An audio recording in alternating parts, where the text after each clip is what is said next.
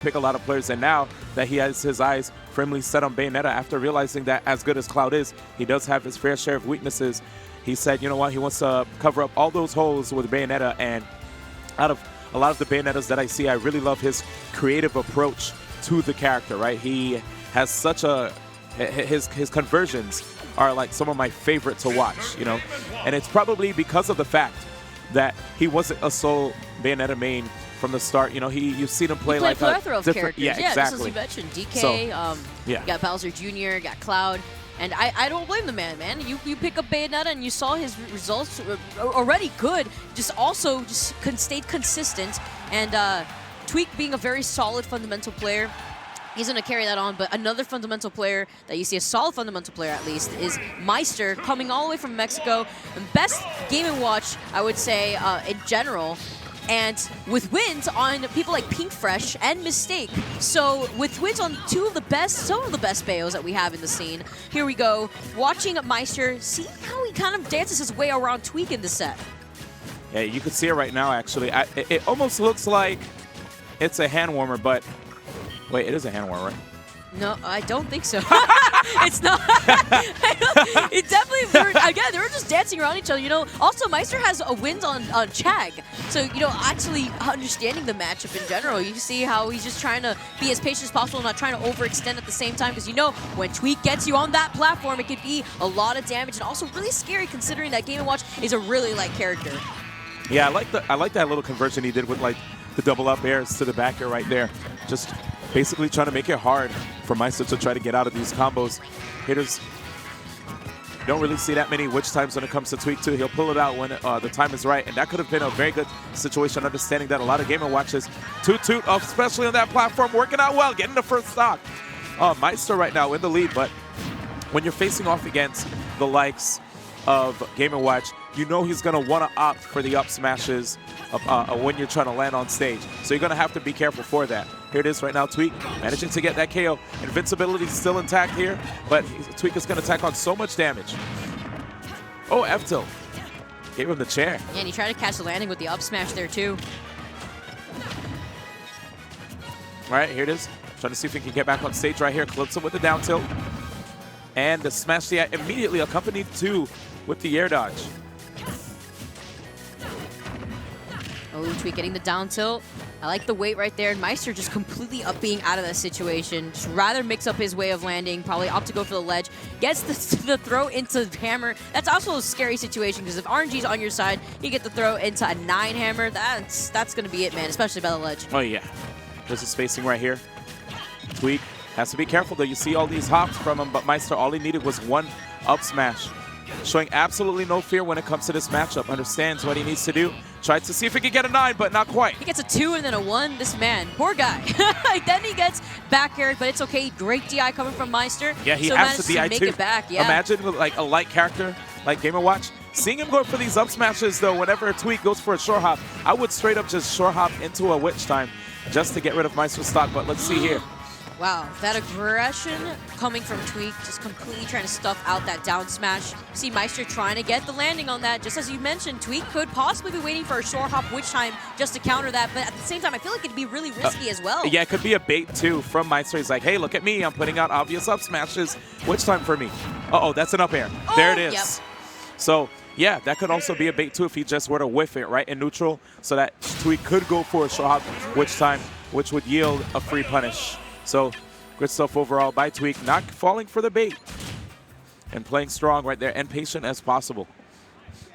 It is a bit of a commitment, so you have to minimize as much risk as possible, and that's why Tweek is up there, and we're behind on the microphone. In any event, here we go, ladies and gentlemen, Game 2, Tweek versus Maister.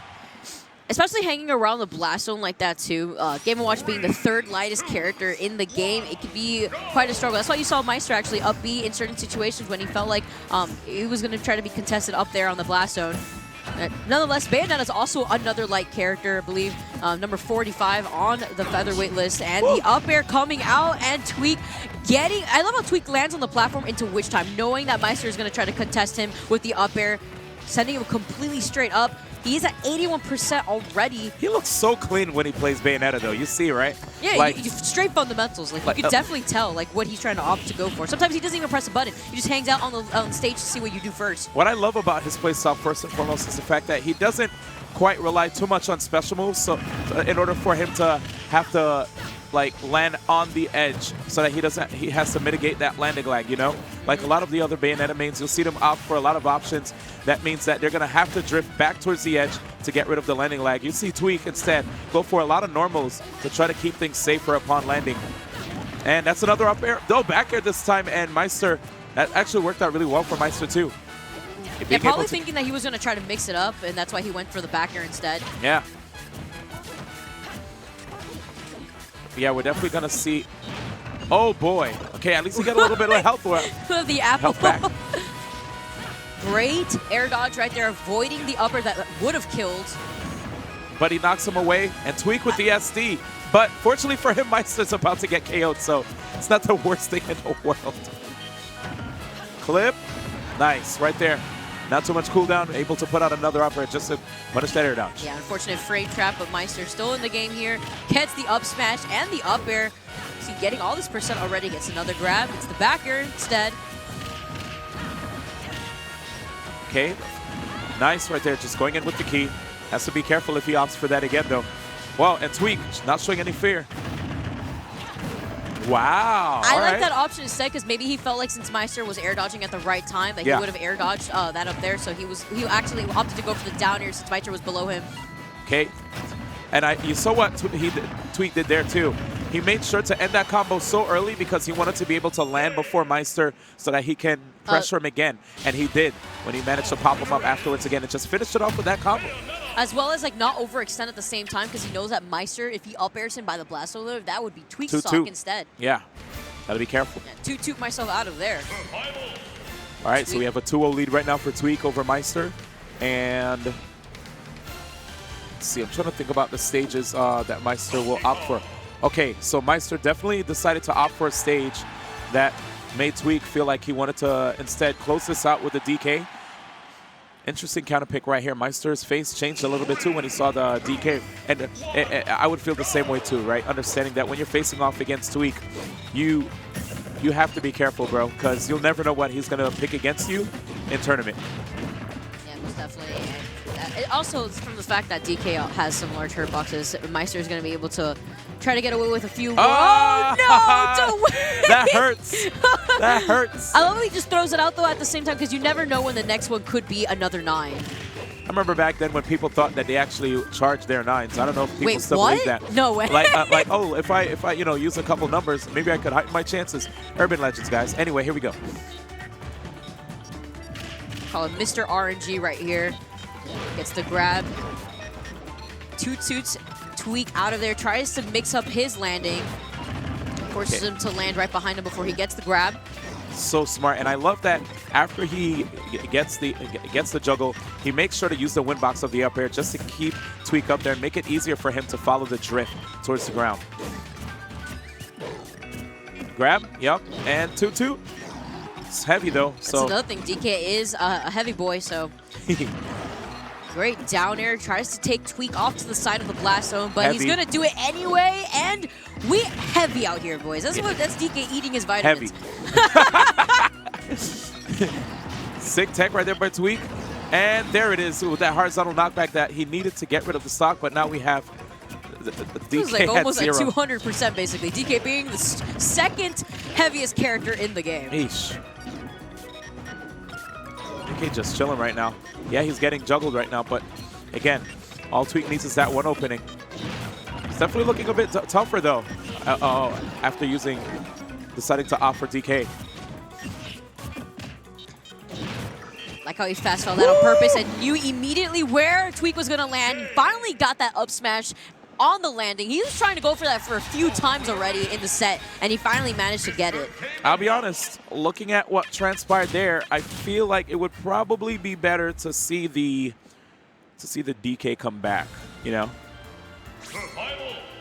I mean, not the DK, the Bayonetta. The Bayonetta. I was like, yeah. I was like, yeah. He definitely switched back to Bayo. Yeah. He's laughing it out too. Although I don't think he did a bad job, but Maister was just constantly on top of him. And, you know, TK having his large hurt boxes was ready to catch him on his landing, especially with that up smash. But here we have the character switch from Tweek, switching back to Bayonetta. But Maister, like you said before, he did get a win on Jack, so it's not like he's uncomfortable in this particular matchup.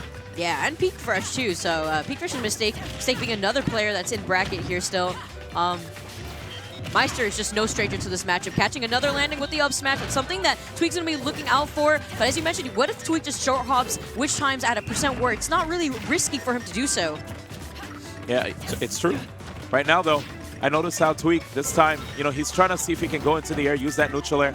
But against Maister, Maister is going to keep using that up air. So it's going to be a little bit difficult for Tweek to land, which is why you saw the dive kick come out at one point.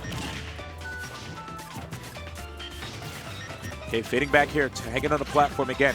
Has to watch out for that win box. You see the shield is out. Down tilt, Great okay. space right there, though, avoiding any option that Tweek could have done. Very safe pressure right now, going for these jabs. And here it is again, sneaks in a grab. Okay, good job. Tweek this time just goes for the double jump. Understand what needs to be done, but the smash DI from Maister, making it very difficult for Tweek to close this out. You see that back air just completely getting ignored by the up smash, and 2-2, goodbye, Bayonetta. That KO right there off the top, and here it is Maister trying to see if he can keep this going. 54% only. Yeah, that's actually why I feel like Tweek is just not trying to contest Maister so high up unless he knows it's going to be a true combo instead. Yeah, it looks like Tweek's going to probably have to have a more grounded game. Maister's not afraid of this aerial Bayonetta. The dash attack to catch Tweek's landing.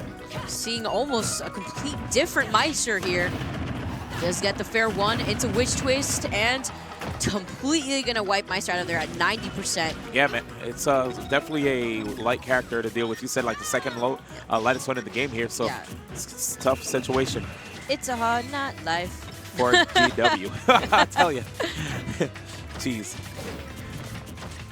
Here it is. Again, Tweek. Just wanted to see if we could get that fair.